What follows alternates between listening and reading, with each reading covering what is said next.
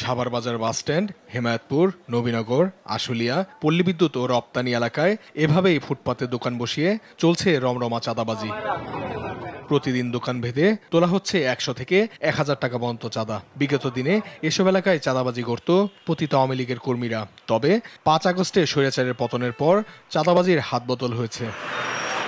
আগের মতোই চাঁদাবাজিতে মেতে উঠেছে একটি রাজনৈতিক মহল। প্রশাসনের নাকের ডগায় এসব চাঁদাবাজি অব্যাহত থাকলেও নেওয়া হচ্ছে না কোনো পদক্ষেপ। ১০০ টাকা ১০০ টাকা করে কারে দিতে হয়? এটা ওই আছে নেতারা থাকে, রাতের দিকে এসে সব থেকে টাকা তুলবে, নিয়ে তারপরে যায় ২০০, ১০০, ১৫০, ৫০ যার কাছে যা নিতে পারে। দৈনিক ১১০ টাকা ধরেন কারেন্ট বিল, লাইট বিল যায়। আপনার এই দোকানে প্রতি মাসে কত টাকা দিতে হয় সেটা বলেন। ওই তো ২১০০ টাকা যায়। সড়ক মহাসড়কের ফুটপাত দখল করে গড়ে ওঠা এসব অবৈধ স্থাপনার কারণে পথচারীরা চরম দুর্ভোগ পোহাচ্ছে।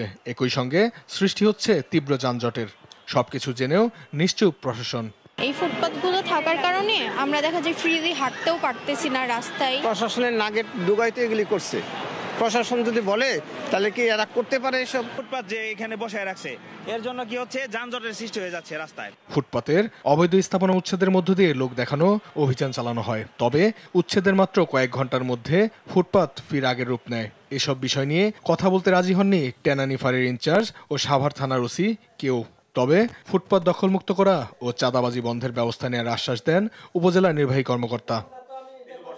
আমরা সাভারটাকে একটি স্বস্তির জায়গায় নিয়ে যেতে চাই, মানুষের যান চলাচলকে একটি স্বস্তির জায়গায় নিয়ে যেতে চাই। সেই কারণে উপজেলা প্রশাসন, সাভারের পৌর প্রশাসক এবং ঢাকা জেলার বিজ্ঞ জেলা ম্যাজিস্ট্রেট স্যারের নেতৃত্বে আমরা এই অভিযান অব্যাহত রেখে যাব।